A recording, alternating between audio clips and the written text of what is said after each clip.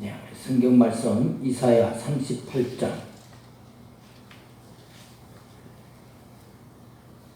1절에서 6절 말씀입니다. 이사야 38장 1절에서 6절 제가 봉독해 드립니다. 그때에 히스기야가 병들어 죽게 되니 아모스의 아들 선지자가 이사야가 나아가 그에게 이르되 여호와께서 이같이 말씀하시기를 너는 내 집에 유언하라. 네가 죽고 살지 못하리라 하셨나이다 하니 히스기야가 얼굴을 벽으로 향하고 여호와께 기도하여 이르되 여호와여 구하오니 내가 주 앞에서 진실과 전심으로 행하며 주의 목전에서 선하게 행한 것을 기억하옵소서 하고 히스기야가 심히 통곡하니 이에 여호와의 말씀이 이사야에게 임하여 이르시되 너는 가서 히스기야에게 이르기를 내 조상 다윗의 하나님 여호와께서 이같이 말씀하시기를 내가 내 기도를 들었고 내 눈물을 보았노라. 내가 내 수 안에 15년을 더하고 너와 이 성을 아수르 왕의 손에서 건져내겠고 내가 또 이 성을 보호하리라. 아멘. 예, 우리가 인생을 살면서 누구나 다 가끔씩 위기에 직면할 때가 있습니다. 뭐 세상에 사람이 위기 한번 겪지 않고 살아가는 사람은 없을 것입니다. 오히려 절박한 위기 상황 속에서 그리스도인은 하나님을 더 깊이 만나는 체험을 하게 되고 또 변화된 삶을 사는 기회가 되기도 합니다. 그래서 존 프리웰은 인간의 극한 상황은 곧 하나님의 기회다 그렇게 말하기도 했습니다. 오늘 성경에 나오는 히스기야는 질병으로 죽음의 위기를 겪고 있는 사람입니다. 여러분 아시다시피 히스기야 왕은 유다 왕들 중에서 가장 좋은 왕이라고 할 수가 있습니다.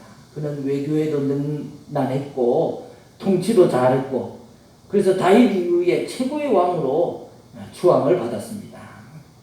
그런 뿐만 아니라 또 율법을 잘 지켰고 또 예배를 잘 드리도록 하기 위해서 종교개혁을 일으킨 신앙도 좋은 왕이었습니다.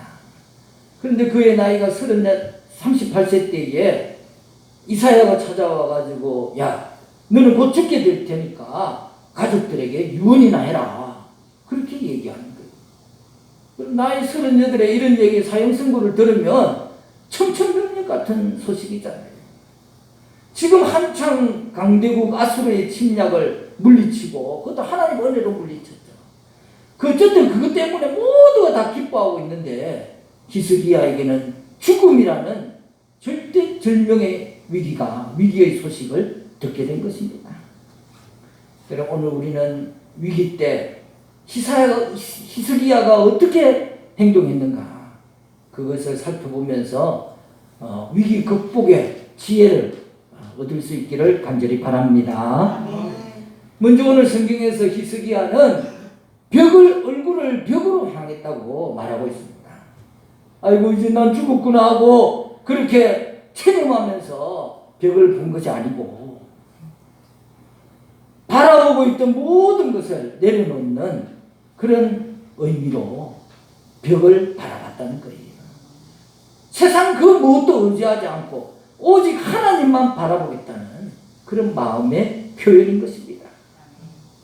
히스기야는 기도하기 위해서 앞으로 자기가 나아가려고 했던 그 모든 것을 멈추게 하는 벽이 딱 있으면 더 이상 나가지 못하잖아요.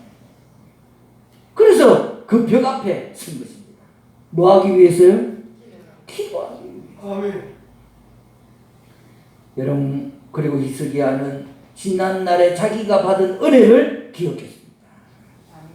아수르의 침략에 나라의 운명이 절체절명의 위기 가운데 있을 때에 신하들은 초조하고 백성들은 두려움에 떨었어요. 그때 히스기야는 자기 옷을 찢고 굵은 베옷을 입고 성전으로 올라갔습니다. 자기가 하나님을 의지하지 않고 애굽을 의지했던 그 하나님에 대한 불신을 철저히 회개했어요. 그럴 때 하나님의 역사가 시작되는 체험을 한 것이죠. 야, 내가 회개하고 하나님 앞에 바로 서니까 하나님이 그때부터 역사하시는구나 하는 것을 경험한 것입니다. 그것을 다시 기억해낸 것이죠. 잊어버리지 않았어요. 아멘. 여러분, 위기의 순간 성도는 자기 자신을 성찰하고 내가 하나님 앞에 무엇이 지금 잘못되어 있는가, 내 삶의 방향이 어디를 어떻게 잘못하고 있는가를 살펴봐야 되는 것입니다. 아멘. 그리고 그것을 돌이키는 것이 회개인 것이. 아멘. 여러분, 우리가 때때로 인간의 힘으로는 도저히 헤어날 수 없는 육체적인 질병의 위기가 있을 수 있고, 경제적 위기가 있을 수 있고, 가정의 위기가 있을 수 있을 때, 여러분, 우리는 히스기야 왕처럼 벽에 이마를 대고 하나님께 매달려 기도할 수밖에 없는 아멘. 그런 우리 인간의 나약한 존재임을 먼저 깨달아야 되겠습니다. 아멘. 이건 참 비밀인데요. 나중에라도 그 친구를 보면 절대 얘기하면 안 됩니다. 지금 군에 가 있는 준혁이는 비밀입니다. 모쏠입니다. 모쏠. 모쏠이 뭡니까? 모태로부터 지금까지 연애 경험이 없는 솔로라는 말, 그걸 줄여가지고 모쏠이라고 얘기합니다. 학교 다닐 때 요즘 막 중고등학교 때부터 벌써 이성 친구를 사귀는데, 이 녀석은 대학생이 돼서도 여자친구도 하나 없이, 그래서 내가 은근히 놀리면서, 야, 너는 여자친구도 하나 없이 뭐하냐? 그렇게 해도 여자친구 사귈 생각을 전혀 안 하는 겁니다. 아버지 입장에서는 여자친구를 사귀는 그 기쁨도 좀 알면은 좋을 텐데, 한참 연애할 나이에 그냥 보내는 것이 안타까운 마음이 드는 것입니다. 근데 제가 가만히 생각하면 하나님이 우리를 보는 마음이 그런 것이 아닐까. 성도라면서 돈 버는 기쁨은 알아가지고 자기 몸 버리는 줄도 모르고 악착같이 돈을 벌기도 하고, 세상의 즐거운 취미생활은 그 기쁨은 알아가지고 운동도 하고 낚시도 하고 등산도 하는데 또 시간 가는 줄 모르고 그걸 합니다.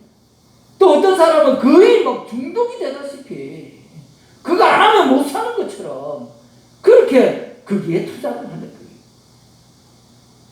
그런데 하나님을 만나고 하나님을 알고 동행하는 기쁨이 너무나 큰데 어떤 사람은 그 기쁨을 아는 것입니다. 그래서 항상 감사, 범사에 감사하고 기뻐하고 하나님과 동행하며 행복해하는 사람들이 있는데, 어떤 사람은 신앙생활을 한다는데도 그걸 기쁨을 알지 못하는 거예요. 그 기쁨을 모르고 어떻게 예수를 믿는지 저도 이해할 수가 없어요. 기쁨을 알지 못하고 수박 그달기만 계속하고 있는 것입니다. 그러니까 연애의 그런 잘알못, 잘 알지 못하는 걸 줄여가지고 잘알못이라고 그러는데요. 그 준혁이를 바라보는 그 아버지의 마음처럼 우리가 하나님의 마음을 안타깝게 만들고 있는 것은 아닌가. 여러분, 하나님은 여러분과 제가 하나님과 동행하는 삶의 기쁨을 알고 그것을 누리기를 간절히 바라는 것입니다. 아멘. 어떤 취미생활보다도 기쁘고 어떤 세상에 돈 버는 재미보다도 더 기쁘고 감사하고 행복한 하나님과 동행하는 그 기쁨을 알기를 바라시는 거예요. 아멘. 여러분, 히스기야는 하나님만 바라보며 간절히 기도합니다. 그 강구의 내용은 자신이 진실함과 전심으로 하나님 앞에 선을 행했음을 기억해달라고 호소하는 것이죠. 하나님, 제가 이런 거 잘하는 데도 있지 않았습니까? 하며 통곡하며 살려달라고 기도하는 것입니다. 여러분, 히스기야는 절박하고 절실한 마음으로 기도합니다. 물론 지난날 하나님보다 애굽을 더 의지했던 그 과오를 생각한다면 좀 뻔뻔하게 보이는 내용일 수도 있지만은, 그래도 히스기야는 돌이켰잖아요. 하나님 경고의 메시지가 들려올 때 그걸 받아들이고 회개하고 돌이킬 줄 아는 사람이었어요. 아멘. 이게 중요한 것입니다. 그래서인지 하나님은 히스기야의 기도를 들으시고 응답하여 15년 생명을 더 연장해 줍니다. 아멘. 여러분, 우리 기도라는 것은 무슨 마인드 컨트롤이 아닙니다. 무슨 주문을 외워서 신비 체험을 하는 것이 아닙니다. 우리의 기도는 들으시는 분이 있는 거예요. 아멘. 허공이다 대고 하는 것이 아닙니다. 아멘. 우리가 말하면 여러분이 듣잖아요. 제가 말하면 여러분이 듣는 것처럼 우리의 기도는 하나님이 들으시는 거예요. 아멘. 듣기만 하고 계신 것이 아닙니다. 응답해 주시는 것입니다. 아멘. 가장 합당하게 응답해 주시는 거예요. 아멘. 여러분, 그 응답하시는 분이 시시한 잡신이 아닙니다. 아멘. 이 우주 만물을 만드신 창조의 하나님이에요. 아멘. 전능하신 하나님입니다. 아멘.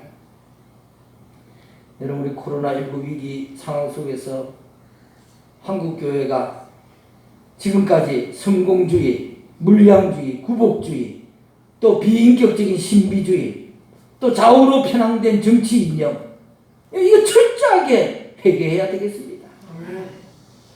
지금이야말로 회개해야 할 때인데 회개의 소리는 없고 방역당국과 싸우려 하고 식당에 가봐라, 카페에 가봐라, 왜 우리만 갖고 그러냐고 억울한 심정을 어필하기에 바쁩니다.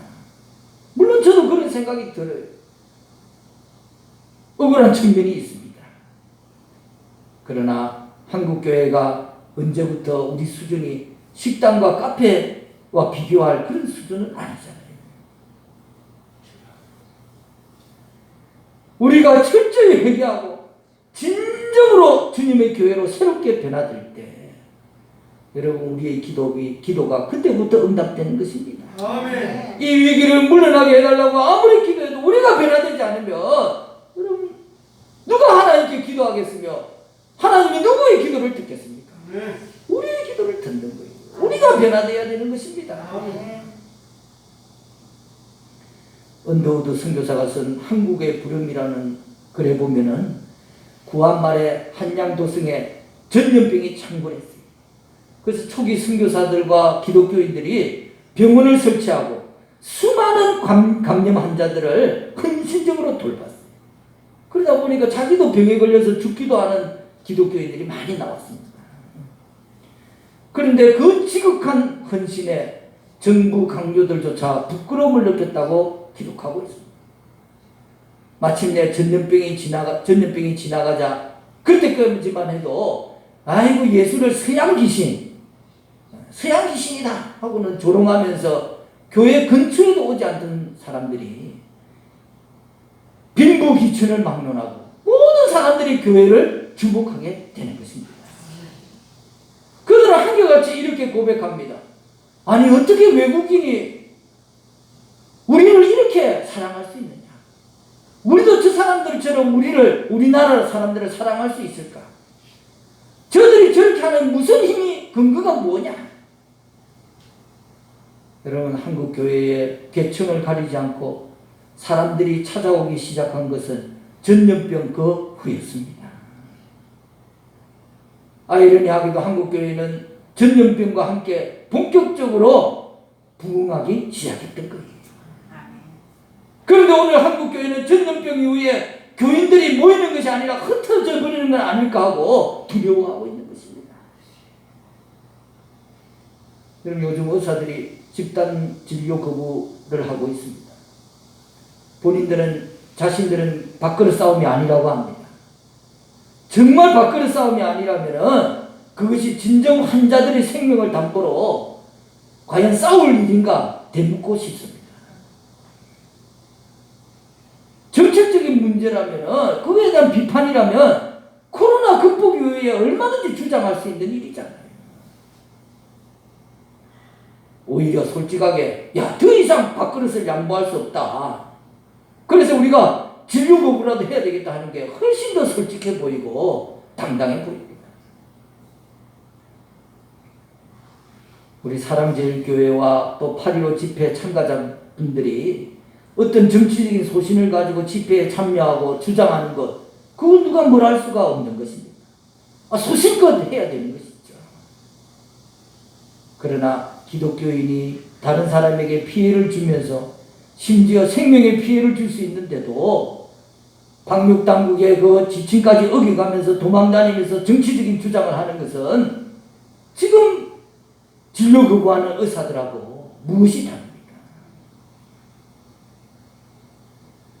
요즘은 대면 중심의 컨택 시대와 또 비대면 중심의 언택트 시대라고 그렇게 요즘 구별해서 부릅니다. 그래서 이제 예배도 교회에서 드리면 대면 예배, 가정에서 온라인으로 드리면 비대면 예배라고 부릅니다. 여러분, 하나님께 드리는 예배인데 사실 대면이면 어떻고 비대면이면 어떻습니까? 하나님하고 만나야지. 아멘. 신령과 진정으로 예배드리면 되는 것이죠. 아멘. 꼭 우리가 대면을 강조한다면은 그것은 어떻게 보면은 뭐 사랑하는 연인이 전화 열통하는 것보다 한 번 만나서 얼굴 한 번 보는 게 더 귀하잖아요.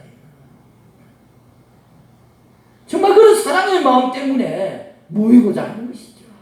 성도의 교제를 위해서 모이고 싶은 거예요.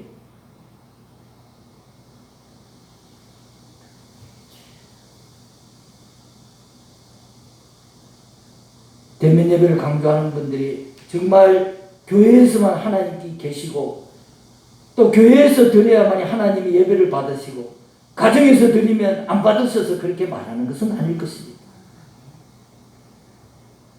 솔직히 지금까지 우리가 처음 당하는 일을 다 당하고 있잖아요. 그러니까 모든 교회들도 당황스러운 것이죠.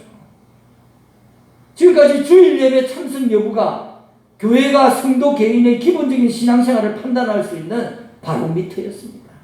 주일 예배 참석하느냐 안 하느냐가 굉장히 중요했습니다. 또 교회적으로도 그것이 교세를 보여주는 척도예요. 주일날 몇 명이 출석하느냐. 그런데 비대면 예배는 이런 것을 눈으로 볼 수가 없잖아요. 확인할 수가 없는 것입니다. 계량할 수 있는 수치가 눈에 보이지 않는 것이죠. 그러니까 다 불안한 거예요. 교회의 미래가 어떻게 될 것이냐. 그러나 오늘 초기 한국 기독교 선교사들과 기독교인들이 도성의 전염병이 창궐할 때 보여진 그 헌신으로 인해서 오히려 전염병 이후에 교회에 대한 신뢰가 더 높아졌고 교회의 부흥으로 그것이 연결되었습니다. 여러분, 코로나 이후에 교회가 모이지 못해서 흩어지는 것이 아니라 교회가 교회답지 못해서 흩어지게 되는 것입니다. 여러분, 교회가 사회적인 책임과 헌신을 다하지 못하면 교회의 미래도 불투명해지는 것입니다. 여러분, 지금 한국교회가 대면 예배를 드리냐 비대면 예배를 드리느냐 이것 때문에 정부와 그냥 소비적인 싸움을 할 것이 아니고 지금 이때의 한국교회가 어떻게 세상을 향해서 사회적인 책임을 다하고 교회가 이 세상에 꼭 필요한 존재라는 것을 나타내야 할 때인 것입니다. 코로나 시대 한국교회가 고통받는 이웃들을 향해서 정말 강도 만난 자를 다 피해서 지나갈 때에 사랑을 베푼 선한 사마리아인의 마음을 가져야 되는 거예요. 우리가 손해보고 우리가 죽을지라도 이웃을 돕고 그리스도의 사랑을 전해야 되겠다는 사마리아인의 마음을 가져야 되는 것입니다. 탕자의 비유를 보면 작은 아들이 자기의 꿈과 아버지의 재산을 믿고 먼 나라로 갔습니다. 자기 힘으로 하는 게 아니니까 결국은 방탕해가지고 실패하고 거지가 되어서 다시 아버지 품으로 돌아왔습니다. 아버지는 그 작은 아들을 맞이해서 그에게 옷을 갈아입히고 가락지를 끼워줬습니다. 아버지 품에서 실패의 상처를 치료하고 회복되어서 아버지 품에서 참된 행복을 누리며 감사를 고백하게 됩니다. 여러분, 작은 아들은 다른 사람이 아니라 교만과 오만에 빠져서 고집을 부리고 자기 중심적으로 사는 사람이 바로 작은 아들인 것입니다. 누구든 만약에 이 작은 아들처럼 살면은 그 운명은 탕자의 운명밖에 될 수가 없는 거예요. 결국은 영육간에 실패하는 영혼의 거지가 되고 마는 것입니다. 그러나 우리가 지금이라도 돌이켜 아버지께 돌아온 탕자처럼, 여러분, 그리스도인에게 돌아온다는, 아버지께 돌아온다는 건 뭡니까? 자기 중심적인 삶, 자기의 고집의 삶, 자기 아집의 삶에서 하나님 중심에서 하나님 말씀대로 살려고 하는 삶으로 그 삶의 방법을 바꾸는 것입니다. 여러분, 삶의 중심이 바뀌어야 됩니다. 지금까지 살아오던 그 모습으로 인해서 내 오늘의 삶에 내 살아가고 있는 모습의 결과잖아요. 그렇다면 바꿔야죠. 예수를 믿었으면 바꿔야죠. 바꿔야, 하나님 중심으로 바꿔야 새로운 삶이 내 삶 속에 들어오는 겁니다. 하나님의 축복과 행복이 그때부터 찾아오게 되는 거예요. 탕자가 다른 게 탕자가 아니라 자기 고집으로 사는 사람이 탕자예요.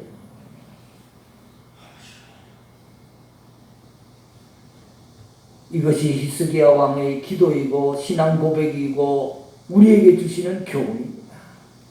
여러분과 제가 삶의 위기에 직면할 때 하나님을 찾으시기 바랍니다. 제가 축도할 때마다 아들을 내어주신 지극한 하나님의 사랑이라고 항상 기도하는데요. 여러분, 하나님께서는 여러분을 지극히 사랑하셔서 독생자 하나뿐인 아들을 우리에게 내어주셨잖아요.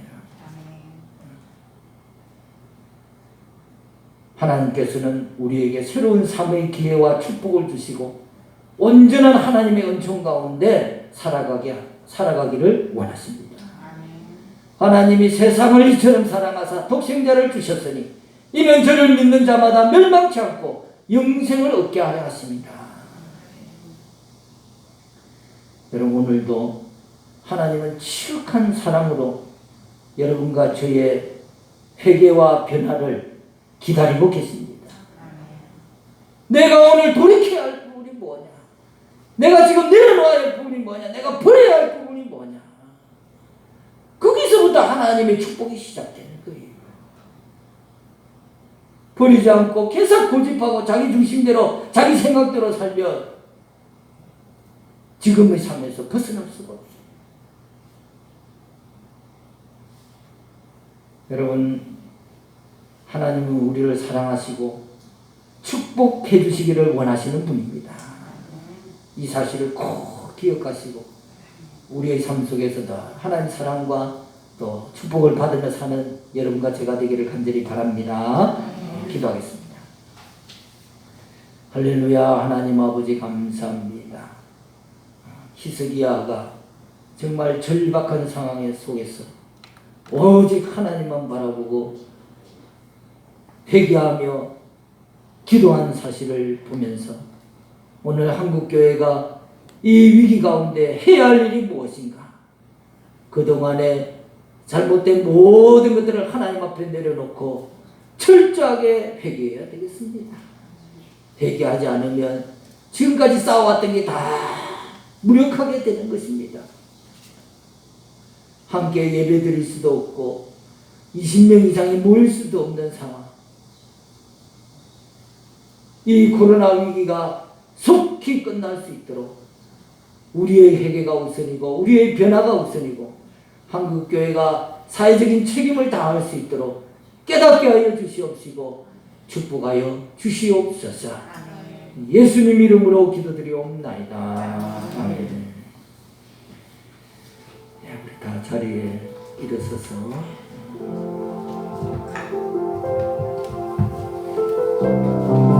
거룩하신 성령님,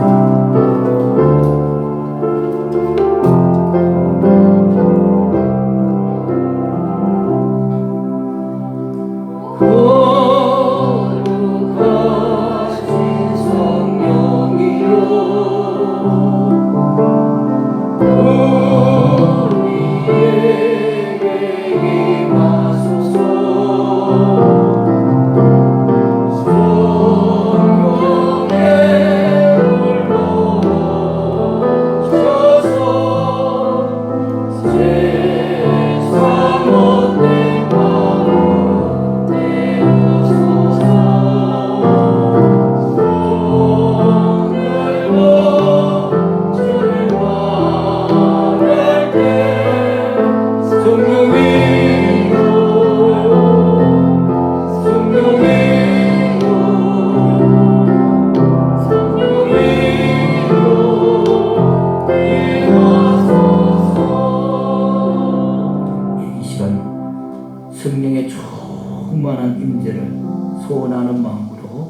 두 손을 들고 기도를 받으시기 바랍니다. 할렐루야. 성령 하나님, 오늘 우리 안에 충만히 임하시기를 간절히 소원합니다. 성령님, 더 충만히 임하여 주시옵소서. 사랑합니다. 환영합니다. 사모합니다. 성령님, 더 충만히 임하여 주시옵소서.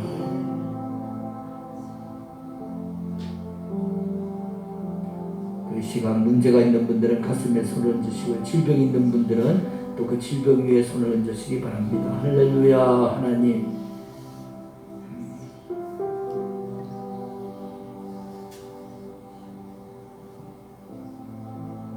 믿음으로 손을 얹어사오니 손을 얹은 곳마다 치유의 역사를 베풀어 주시옵소서.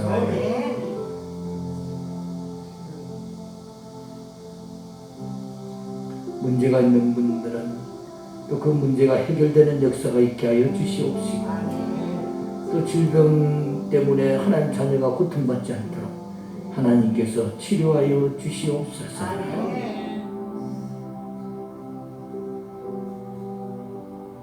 예수님 이름으로 기도드리옵나이다. 아멘. 이제는 우리 주 예수 그리스도의 은혜와 십자가 대속의 은혜와 하나님의 자기 아들을 내어주신 지극한 사랑과 성령의 감화감동 교통하심이 우리 갈릴리 교회 모든 성도들의 머리 위에, 가정 위에, 자녀들 위에, 생업 위에 영원토록 함께 하시기를 간절히 축원하옵나이다. 아멘.